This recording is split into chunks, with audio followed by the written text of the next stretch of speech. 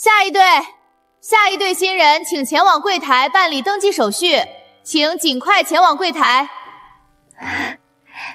景行，马上就排到我们了。好。喂，什么？情况严重吗？你先等着，我马上过来。这是出什么事了吗？芝芝，公司那边出了个紧急状况，服务器倒机了，我必须马上处理一下。可是今天是我们领证的日子啊，真的这么急吗？乖，别闹，我答应过给你一个完美的家，绝不会食言。你乖乖在这里等我，我处理完马上回来，很快的，放心吧。我10分钟后就到，别怕。今天应该是人生中最重要的一天，不是吗？可是为什么？小朋友，你认错人了吗？妈妈，我就是来找你的。妈妈，我是你的儿子。别等了，爸爸不会回来了。小朋友，我怎么会是你妈妈呢？是不是你在跟阿姨玩恶作剧啊？她刚才丢下你不管，是因为陈阿姨快要生小宝宝啦。陈阿姨，我认识的圈子里姓陈的只有一个，那就是我的闺蜜陈淼淼。阿姨，你要是不信，跟我去后门看看就知道了。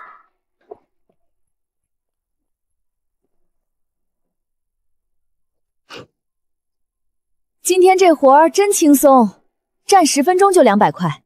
可不是嘛，副总出手就是大方。大家今天辛苦了，尾款都在这儿。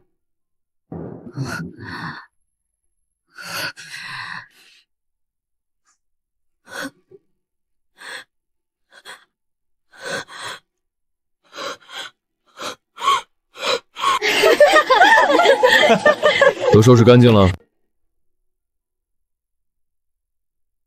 8年，我陪傅景行从一无所有的穷学生走到如今身价过亿的科技新贵。芝芝，等公司上市，一定给你一个完美的家。我相信，这就是他给我的家，一个连钢印都是塑料做的假民政局。李助理，江小姐，您怎么到这儿来了？傅景行在哪儿？副总他有个紧急会议，让我留下来处理点善后。他在市中心医院，陈阿姨要生了。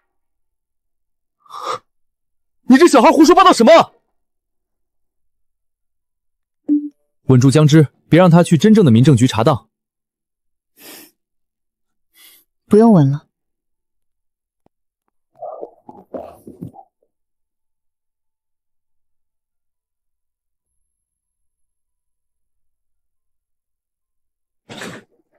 产妇羊水破了，情况紧急，需要家属签字。您是陈淼淼女士的丈夫对吧？对，我是她丈夫。麻烦你了，拜托一定要让我妻子平安啊，拜托了。妈妈，你别哭。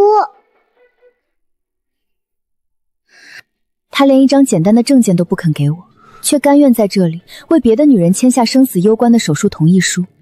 丈夫妻子，真是幸福美满的一对啊！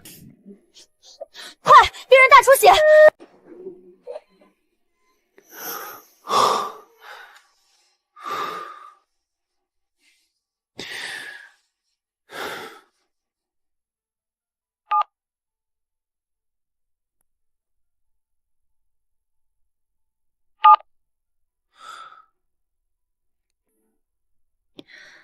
走吧。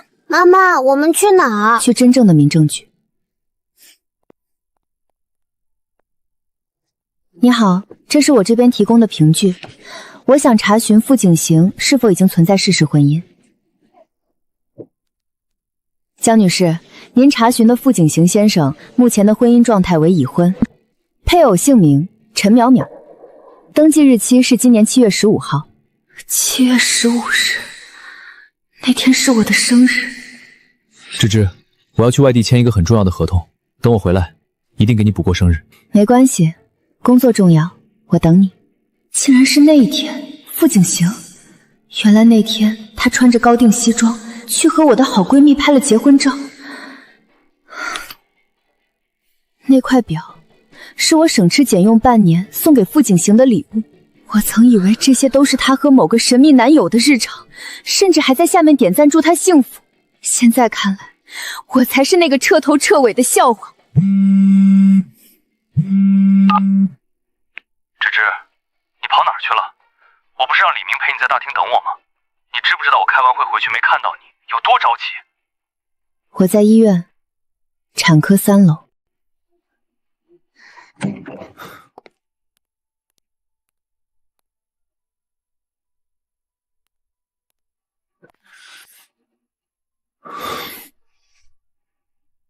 你都看见了。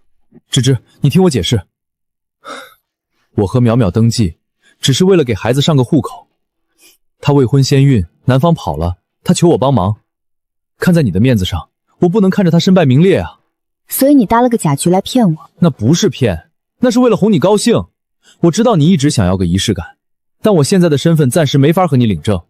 等淼淼把孩子生下来，户口落好，我马上和她离婚娶你。你等了我8年，再等几个月怎么了？陈淼淼的孩子是谁的？一个渣男的，你不认识。副总，陈小姐生了，是个男孩，护士让您把这个拿去核对。护士搞错了，医院的系统过认把签字的家属打成父亲，回去我会让他们改。傅景行，我们分手吧。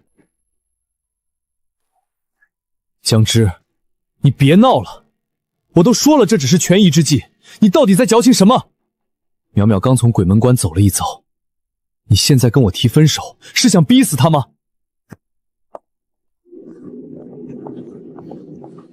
芝芝，对不起，我也是没办法，孩子不能没有爸爸。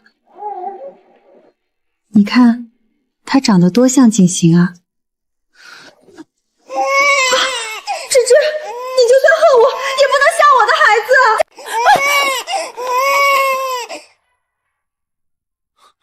江芝，你疯了吗？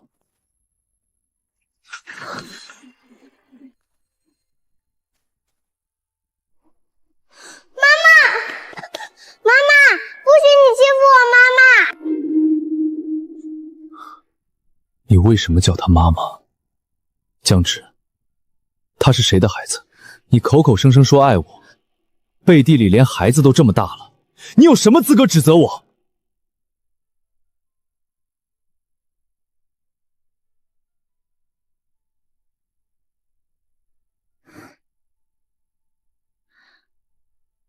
江女士，你怀孕6周了，刚才的剧烈撞击导致了先兆流产，你现在情况很危险，必须严格卧床保胎。我怀孕了。妈妈，你好点了吗？我终于明白了，他说他是6年后的儿子，这是我的骨肉。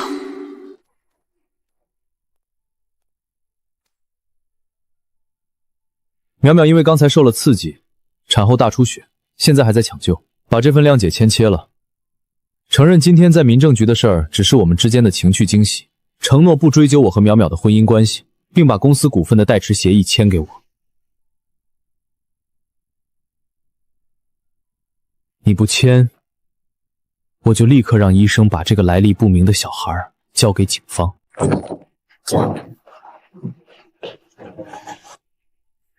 这个孩子到底是谁的？你说！景行，谁知道这孩子是不是8年前那晚留下的野种？8年前那晚，他竟然还在介意。您别这样，我是来谈合作的，你不要动手动脚的。来都来了，装什么清高？只要你懂事儿，什么不好说。芝芝，别害怕，我来了。芝芝，我信你，我信你。江芝，这小野种到底是从哪儿来的？我说他是我的孩子，你信吗？6岁的孩子，你现在才刚查出怀孕6周，江之，你要撒谎也找个好点的理由。原来他从来没有真正相信过8年前那个晚上的我，那8年的陪伴，到底算什么？把这孩子带走。妈妈，我会救你的，别担心。妈妈，小鱼很厉害，不会有事的，你不要怕怕。其实8年前那杯酒，是我让人递给你的。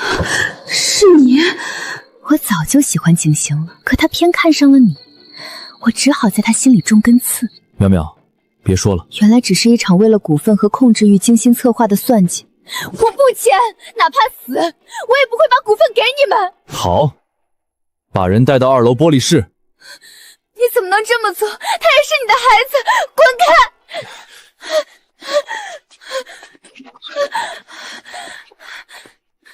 宝宝，等等妈妈！宝宝，妈妈来了，你别怕。宝宝，你在哪儿啊？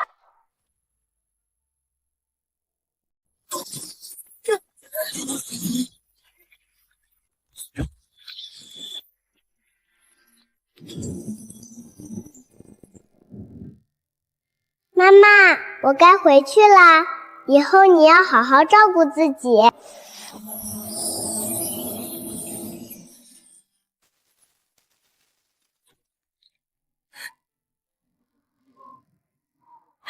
小雨，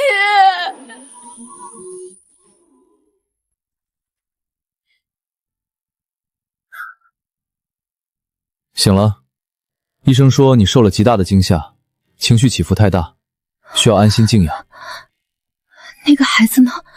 小旭去哪儿了？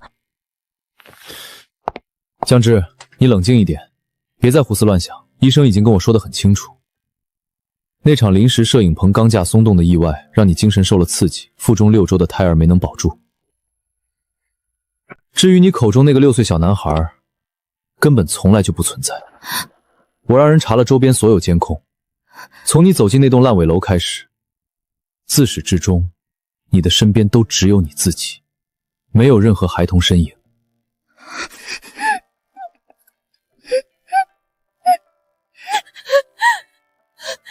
你撒谎，傅景浩，你在撒谎！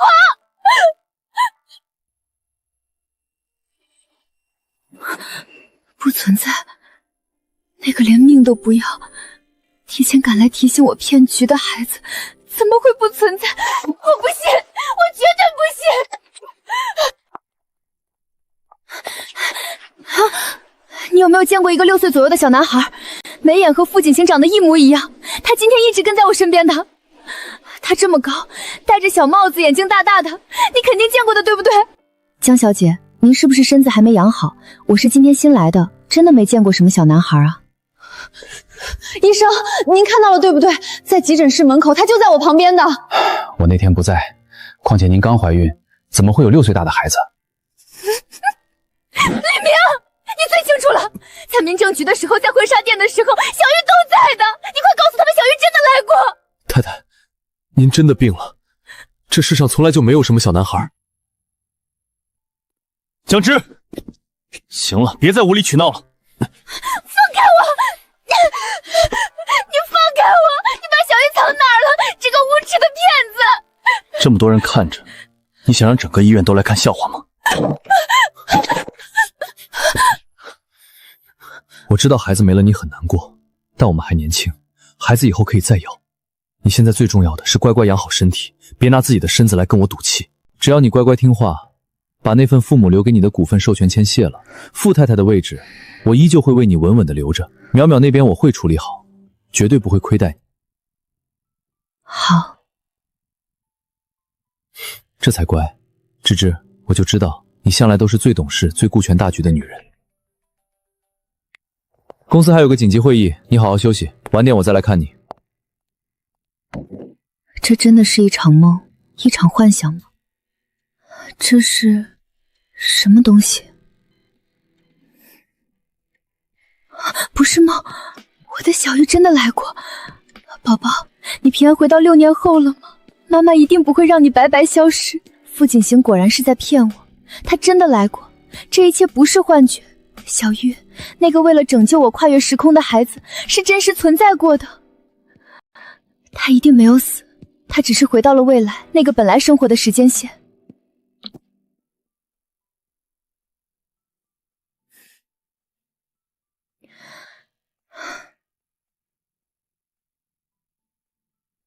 我同意签股份授权书，但我有一个条件。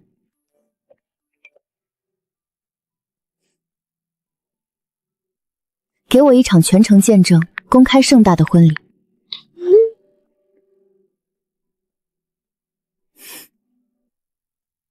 傅景行，复仇的业火已经点燃，我们的游戏现在刚刚开始。女人终究是女人，闹过哭过就认命了。很好，只要顺利办完这场婚礼，江氏那40%的股份就彻底落入我的口袋了。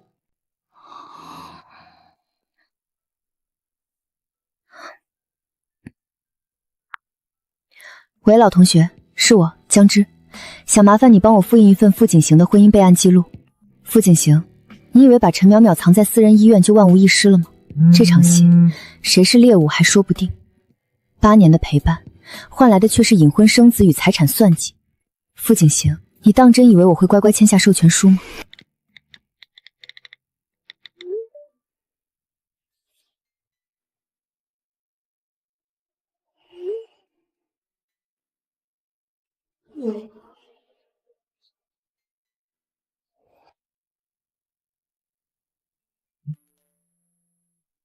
江小姐，您要的东西全都查得底朝天了。顺着假民政局搭建群演招密那条线，我找到了承接表演的群演公司，拿到了底层交易证据。群演的合同，李明的签字，通告时间就是领证即日，全是一场骗局。原来全都是花重资雇来演戏的丑角，为了吞并我父母的遗产。真是天衣无缝的布局，复仇的拼图已经完整。傅景行，你想要一场全城瞩目的婚礼，好，我成全你。我会在婚礼上将全城名流的面，把证据全部引爆，让他们看看你这个商界新优的嘴脸。芝芝，公司临时有个紧急项目，下午我要去隔壁城市出差洽谈，大概要在那边过夜，晚上就不回医院陪你了。你好好休息，按时吃药。帮我查一下傅景行现在的实时定位。他刚刚离开医院，自称去临时出差了，我要他确切的行程轨迹。江小姐，查到了，傅景行的车根本没有上高速去临时，他的车刚刚驶入了城南的瑞康私人医院地下车库，需要我跟进去吗？不用了，你把具体位置和病房号发给我，剩下的事情我自己处理，辛苦了。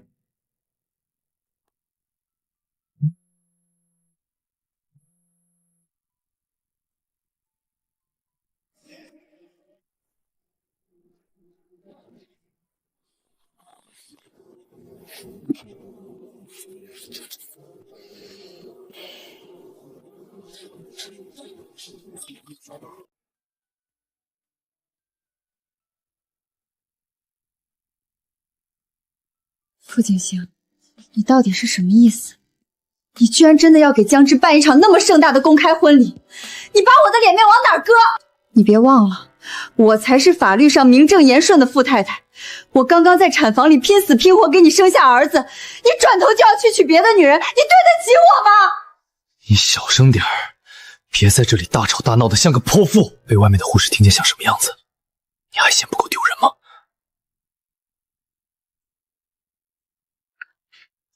我跟你说过多少次了，我办这场婚礼不过是做一场戏，我的目的就是为了稳住江芝，哄他心甘情愿把他父母留下的那些股份授权签吃了交出来。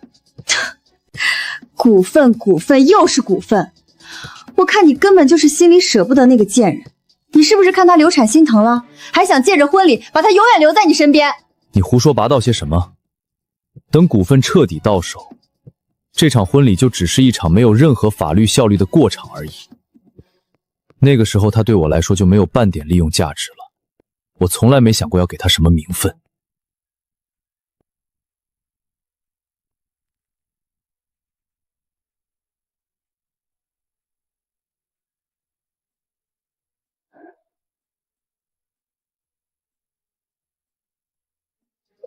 傅景行，你少拿这些骗鬼的话来糊弄我。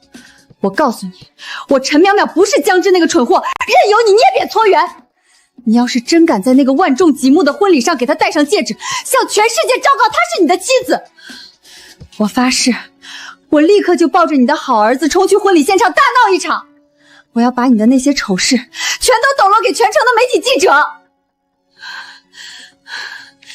你大可以试试我做不做得到，包括8年前我是怎么在那杯酒里做手脚，你是怎么弄了个假戏班子骗他结婚的，还有我们是怎么联手算计他手里那些股份的事儿，我一件都不会替你瞒着，大家要死一起死！够了！陈淼淼，你是不是太高估你自己了？你最好安分守己，别太得寸进尺。真以为你手里捏着我什么把柄？真以为我什么都被你蒙在鼓里吗？你什么意思？你生下的这个孩子，亲子鉴定报告早就有疑点了。他早知道孩子不是他的，为了傅家脸面和项目，竟能隐忍不发，配合陈淼淼骗我。魔鬼！你胡说八道什么？这孩子明明就是你的骨肉，怎么可能有问题？你为了不给我名分，居然编出这种谎话来污蔑我！是不是我的？再过几天复查的亲子鉴定结果出来，一切自有定论。我为了傅家的声誉，为了公司手上的重大项目，暂且不跟你计较这个。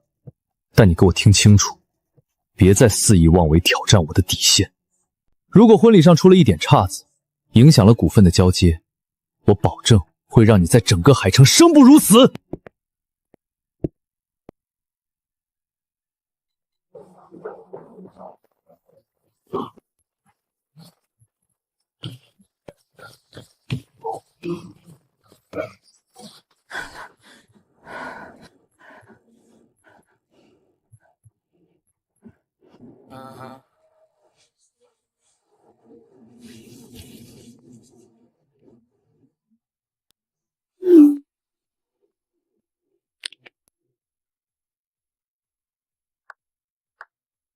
我办这场婚礼不过是做一场表面戏，你生下的这个孩子，亲子鉴定报告早就有疑点了。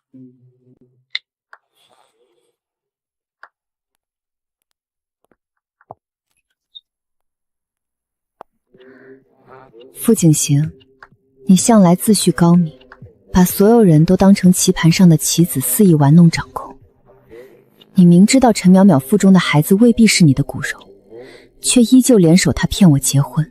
你们为了逼我签下股份授权书，间接害得我的孩子险些不保，算计了我8年，利用我的深情和信任，妄图吞掉我父母留下的全部遗产。而陈淼淼费尽心机下药构陷，登堂入室，你们2个人互相算计，却都把我当成了最好欺负的牺牲品。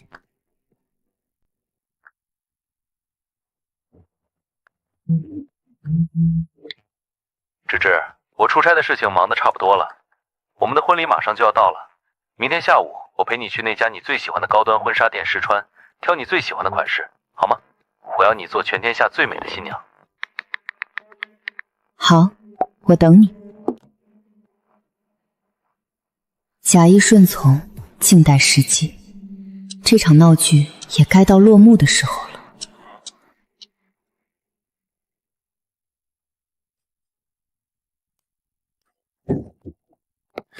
芝芝，来看看这边的，这件抹胸鱼尾款很适合你，你的锁骨线条好看，腰身也线细，穿上一定惊艳全场，你觉得呢？到了这个时候还在演戏，傅景行，你真该拿个奥斯卡影帝。傅景行，我知道你在这儿。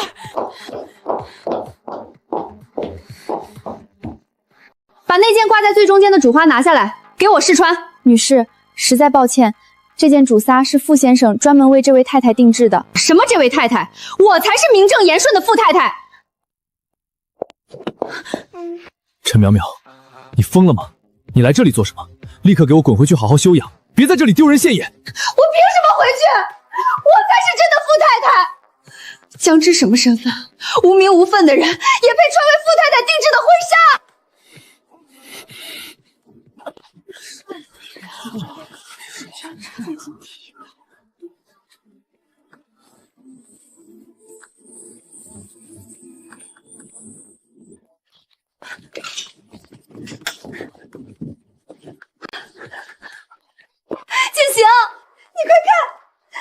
穿上这件婚纱，是不是比她好看多了？是不是更配得上富太太的身份？景行，你怎么不说话呀？我让你把婚纱脱下来。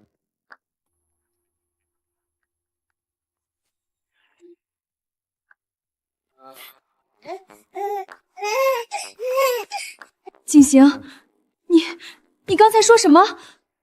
芷芷，别理他。婚纱弄脏了，我让人拿去处理。你去挑选其他喜欢的款式试穿就好。今天全听你的。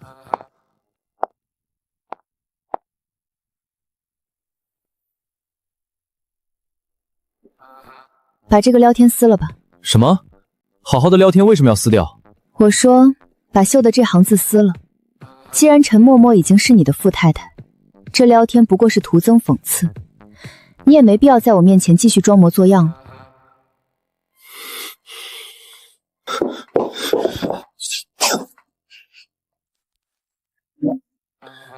现在你满意了？满意了，婚纱不用再挑选试穿了，就这件定下就好。我很期待我们在婚礼上的那一刻。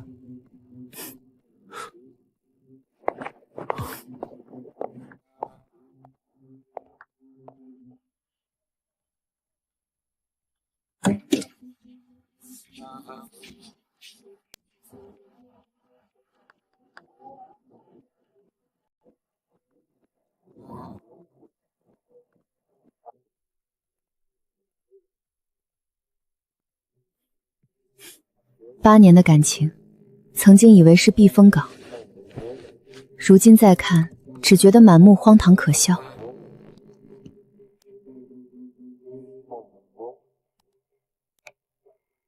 重金搭建的临时剧场，请的演员，傅景行，你为了骗我的股份，还真是煞费苦心，太可笑了。只有我这个可怜虫蒙在鼓里。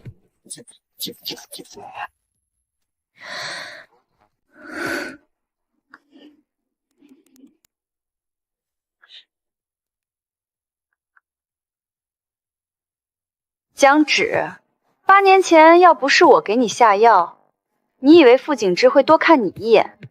你不过是我的垫脚石罢了。机关算尽太聪明。傅景行，你连自己戴了绿帽子都不知道，这互相欺骗的婚姻，明天也该走到终头了。每一份证据都是一把利刃，傅景行、陈淼淼，明天就是撕开你们虚伪面具，让你们身败名裂的日子。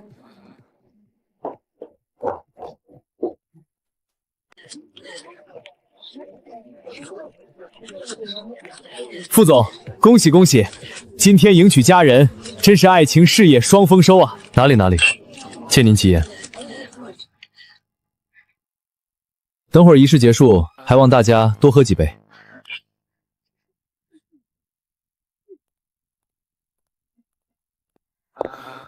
股份转让书和律师都准备好了吗？副总放心，全在贵宾室备着了。只要新娘子走完红毯签个字，一切就尘埃落定了。江南啊江南，过了今天，你手里的那些股份就全都是我的了。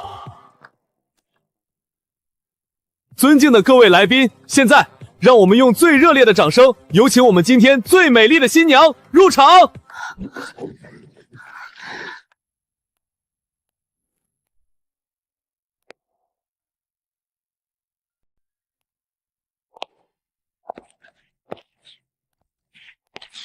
这新娘怎么穿黑色的礼服？我的天，婚礼穿丧服，这是什么大气？傅家这是出什么事了？江芷，你是不是疯了？今天是我们的婚礼，那么多媒体和商界前辈看着，你穿成这样像什么样子？疯的不是我，我穿成这样，正是为了你给我准备的这场好戏。你到底想干什么？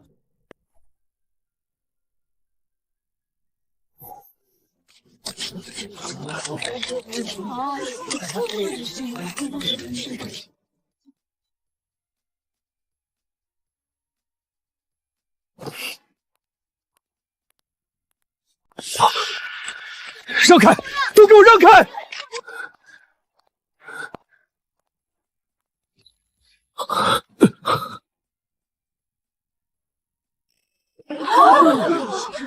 感谢各位来宾今日百忙之中莅临，只是很遗憾，大家赶来参加的从来都不是一场婚礼，这只是一场由傅景行先生精心策划的闹剧。李明，傻了吗？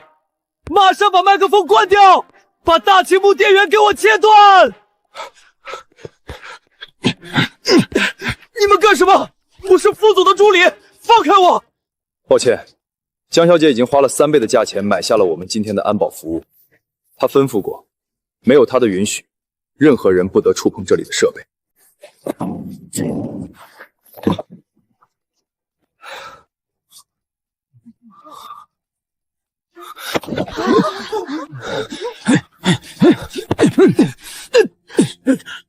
江之，你给我下来！你再胡闹，别怪我不念旧情！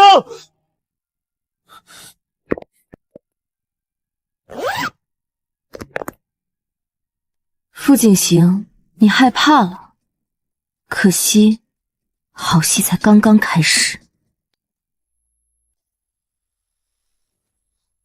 顾全言假扮真正的工作人员，这是诈骗啊！亏他平时还装得那么深情，原来是个骗子。大家看清楚了，傅景行先生相恋8年，我陪他从一无所有的穷学生走到如今身价亿万的总裁，我以为是深情相守，到头来不过是一场吃绝户的算计。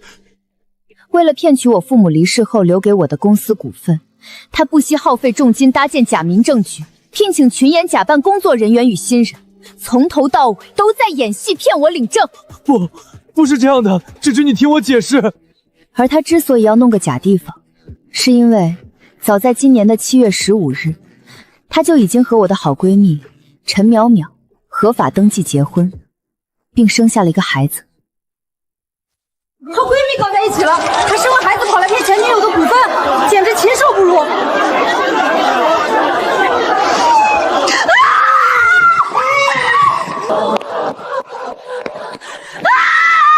江之，你这个贱人，你给我闭嘴！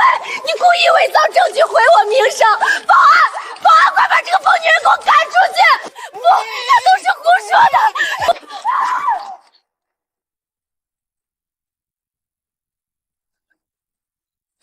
江之，你嫉妒我，你嫉妒景行爱的是我，这些都是你为了报复我批出来的假图！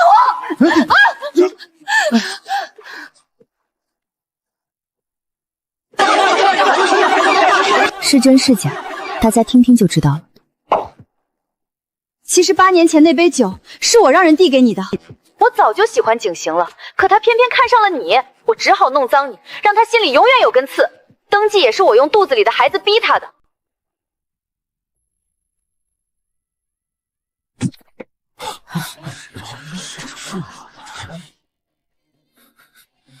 陈淼淼，8年前的药是你下的，你居然敢算计他，你居然敢把我当猴耍！景行，你听我解释，我是因为太爱你了，我都是为了你。去你妈的爱！你这个毒妇，你毁了他，也毁了我！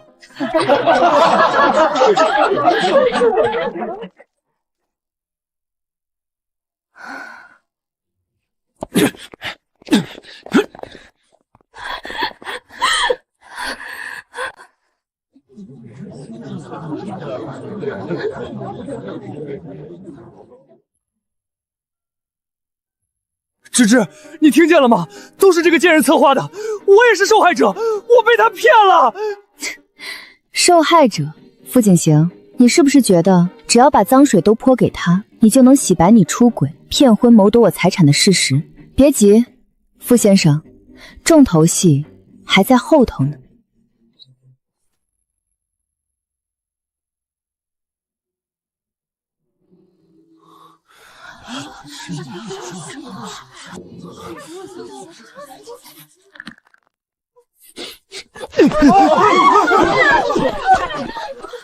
芝芝，这不是真的，对不对？一定是你，一定是你为了报复我故意伪造的，对不对？你说我不可能替别人养孩子的，芝芝，你说话啊！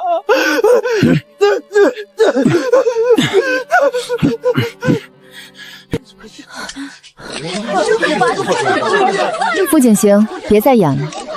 为了财富和权力，你可以舍弃所有，可以随意践踏别人的真心。现在，你的报应来了。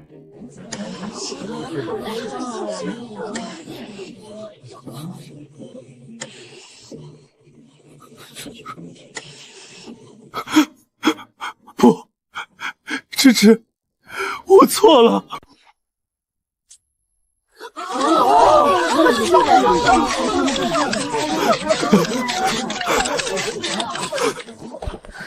芝芝，我知道错了，我真的知道错了。我什么都不要了，股份我还给你，公司我也给你，你打我骂我甚至杀了我都可以，求求你不要离开我，我们忘了这一切，我们重新开始好不好？求求你。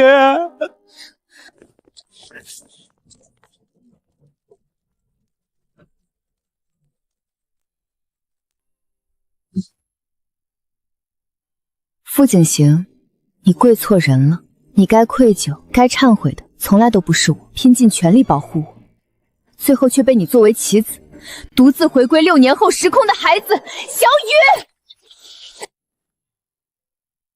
小雨，那是我的。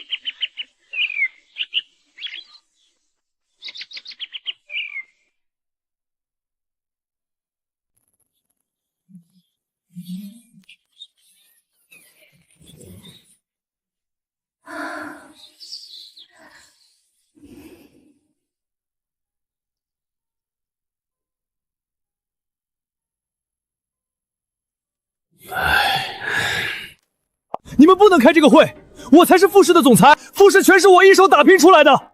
这点负面新闻，公关部马上就能压下去。压下去？你拿什么压？各大合作方连夜撤资，3个核心项目全面停滞，一夜之间公司市值蒸发了上百亿。你这种道德败坏、丧心病狂的丑闻，让整个集团跟着你陪葬。董事会已经连夜召开紧急会议，全体全票通过决议。从现在起，正式罢免你集团总裁及一切核心管理层职务。傅景行，你被踢出公司了。李明，马上通知法务部起诉他们，马上冻结公司的公章，快去啊！傅总，不，傅先生，这是我的辞职信。我虽然是个打工人，但我不想跟着一个毫无底线的疯子去坐牢。您自己好自为之吧。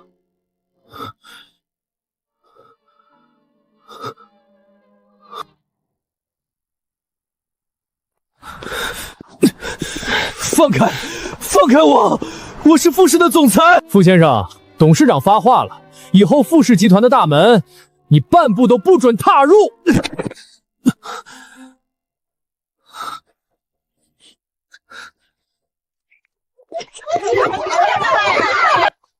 傅先生，请问虚假登记一事您作何回应？您还有居家纵火回应？您是否存在刻意欺瞒他人的行为？傅先生，您太太陈淼淼身边孩子的身世究竟如何？面对情感纠葛与流言，您当下有什么感想？据悉，您有意侵吞江之名下产业股权，如今事态败露，处境难堪，后续会承担相应法律责任吗？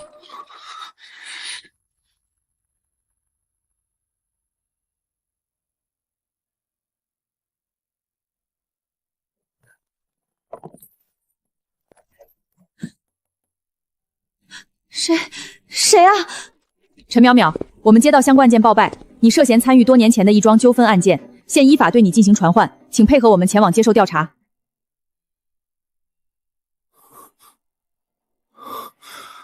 锦行，锦行，你快帮帮我！有人来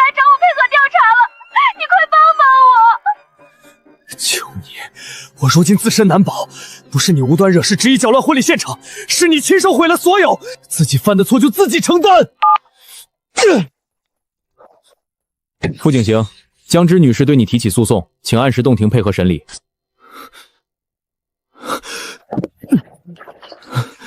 江小姐，一切皆如您预判，案子已重新核查，证据完整确凿，相关涉事人员已依法接受调查，傅景行将面临高额赔付与对应的惩处。善恶终有归处，属于我的一切，我会尽数取回。他们曾经犯下的过错，也终究要亲自偿还，不是吗？后续还要麻烦你费心了。不敢当，江小姐，我先告辞了。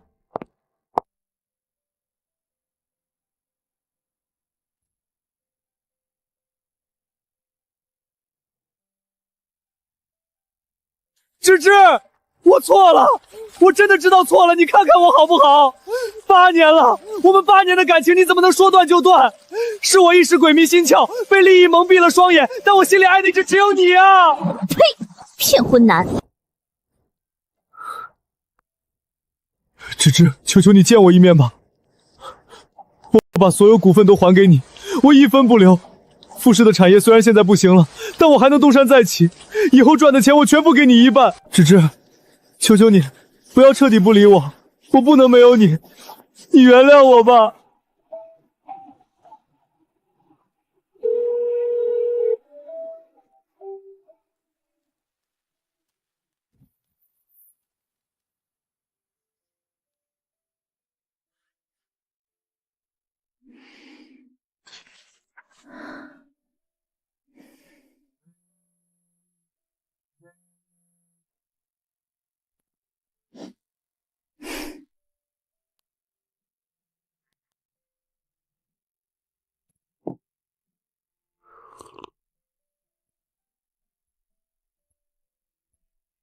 迟来的深情比草都贱，破碎的感情一旦有了裂痕，算计一旦生根，就再也没有回头的余地。傅景行，你在大雨里流的每一滴眼泪，都是你亲手种下的恶果，而我的人生，从今天起，再也不会有你的半点影子。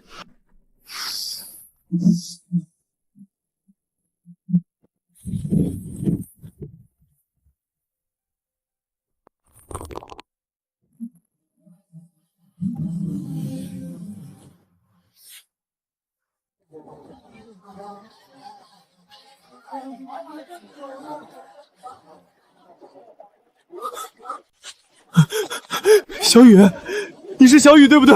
你回来找爸爸了对不对？神经病啊你！滚开！谁是你儿子？再敢碰我孩子，我报警了！你们见过这个孩子吗？他今年6岁，眉眼长得和我一模一样。他是我的儿子，他很聪明的。你们见过他吗？太可怜了，受什么刺激疯了吧？听说以前是个大老板呢，骗婚遭报应了，脑子都不正常了。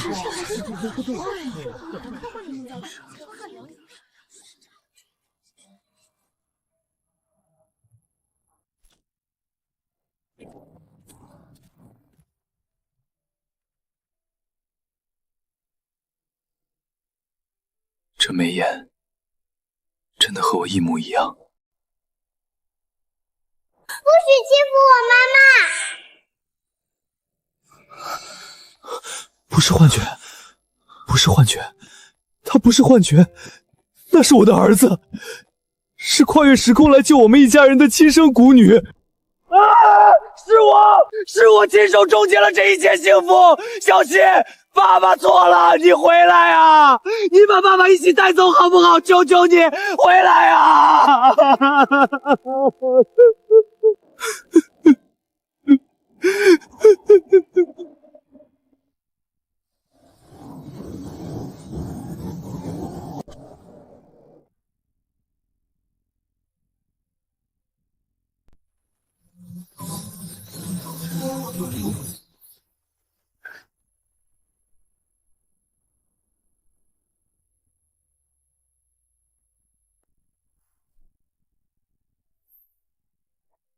江总，旧建筑已经全部拆除完毕，施工团队随时可以按您的新图纸动工。很好，我要用最好的材料，在这片废墟上建起一栋充满阳光的新大楼。过去的阴霾永远不会再出现在这里。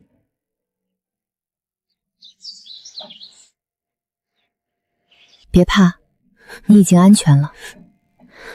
来到这里，就没有人能再伤害你。我是机构的负责人江之，从今天起，我们小鱼之家会为你提供免费的法律权利、心理疏导和临时的安全庇护。那些恶人，法律会让他们付出惨痛的代价。小芷，你在6年后的时空过得还好吗？妈妈把烂尾楼推倒了，变成了保护其他阿姨的堡垒。我用你的名字命名它，用来纪念你跨越时空为我带来的勇敢。你拯救了我，让我从那场长达8年的感情骗局中醒来。而现在，妈妈要把这份力量传递下去，去救赎更多像我一样的女性。你放心，妈妈现在过得很好，再也不会被任何人欺负了。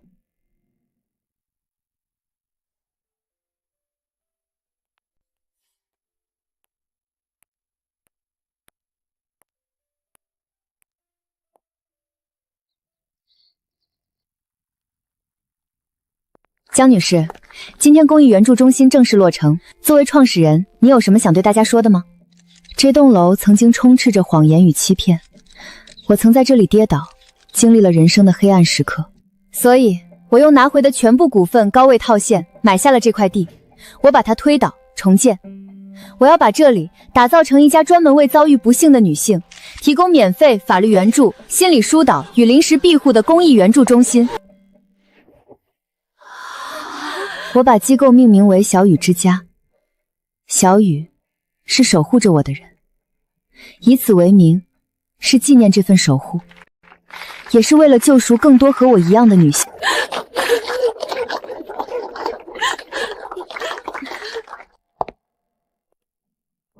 那场意外虽然凶险，我也一度差点先兆流产，但它终究还是稳稳留在了我的身边。我没有告诉任何人这个消息，包括傅景行。这个孩子是我一个人的救赎，一个人的期盼。往后余生，我独自抚养，安稳度日，再也不必依附任何人，再也不会为不值得的人伤心沉沦。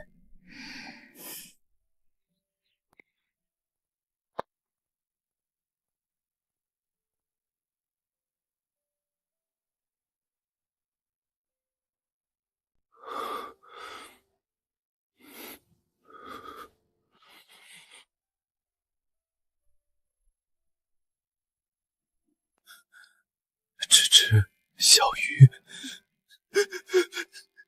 原来他从来不是没有反抗的能力，只是曾经还爱着。从此他向阳而生，而我只能像老鼠一样躲在阴暗里。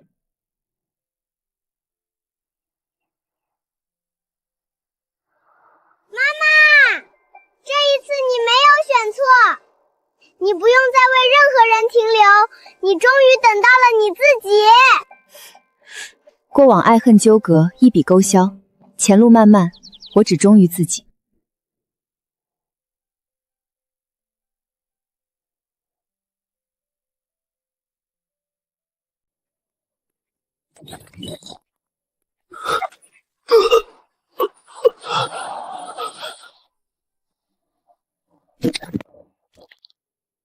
天哪，有人晕倒了，吐血了，快打120！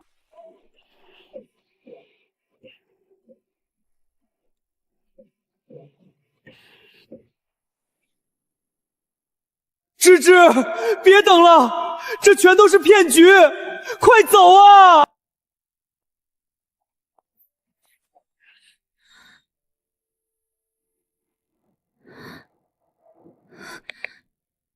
景行，你什么时候来？我好冷。原来这就是没有小雨的时空，他被骗走一切，小雨是来拯救他的，而我是彻头彻尾的罪人。芝芝，对不起。